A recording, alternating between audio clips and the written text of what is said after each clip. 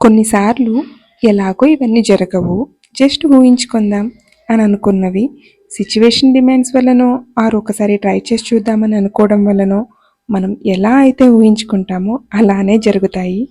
మా ఎంగేజ్మెంట్ కూడా అలానే జరిగింది. నెక్స్ట్ బస్ వచ్చేదాకా అలా టైంపాస్ చేద్దామని ఇద్దరం అలా కాఫీ షాప్లో కాఫీ తాగుతూ కూర్చున్నాం. ప్రచ్చు, ఇమాజిన్ మా ఎంగేజ్మెంట్ ఒక డెజర్ట్లో జరిగితే, జస్ట్ నువ్వు నేను, మీ అమ్మ నాన్న, మా అమ్మ నాన్న చెల్లి, చుట్టూ డెజర్ట్, సన్సెట్, దూరంగా 2 క్యామెల్స్. అప్పుడు మా ఎంగేజ్మెంట్ ఎలా ఉంటుంది ఒక్కసారి ఊహించుకో అని అన్నాను. వావ్, ఏమో జరుగుతుందేమో చెప్పలేం అని అన్నాడు అప్పుడు ప్రచ్చు. ఆ రోజు ఇంటికి వెళ్ళాక నైట్ పడుకునే ముందు, అయినా ఇవన్నీ ఎక్కడ జరుగుతాయిలే, ఇన్ కేస్ జరిగితే ఎలా ఉంటుంది అని ఊహించుకుంటూ పడుకున్నా. కట్ చేస్తే మీకు తెలుసు కదా ప్రచ్చు పీజీ చేస్తున్నాడు జైపూర్లో అని. సో తన బిజీ షెడ్యూల్ వల్ల ఎంగేజ్మెంట్ వద్దనుకున్నాం. సో డైరెక్ట్గా పెళ్లి డేట్ ఫిక్స్ చేసేశారు. Coming to pre wedding shoot. Prachu ఎలాగో సౌత్ ఇండియా రాలేడు, సో నేనే ఫోటోషూట్ కోసం జైపూర్ వెళ్దాం అనుకున్నా ఫోటోగ్రాఫర్స్తో కలిసి.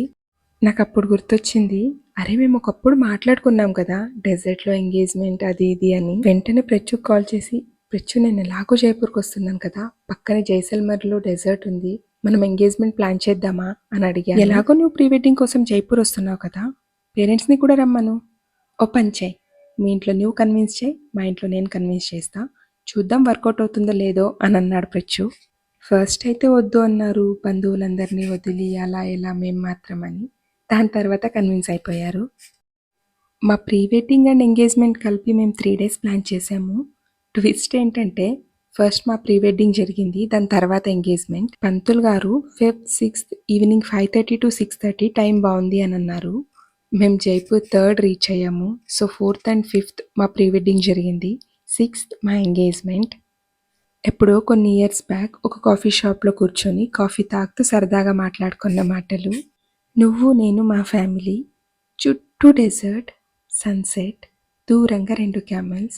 ఆ మూమెంట్లో మా ఎంగేజ్మెంట్ జరిగితే ఎలా ఉంటుంది అని ఇప్పటిదాకా నేను చెప్తూ ఉంటే ఎలా జరుగుంటుంది అని ఇమాజిన్ చేసుకొని ఉంటారు కదూ. యాక్చువల్గా ఎలా జరిగిందో చూసేసేయండి.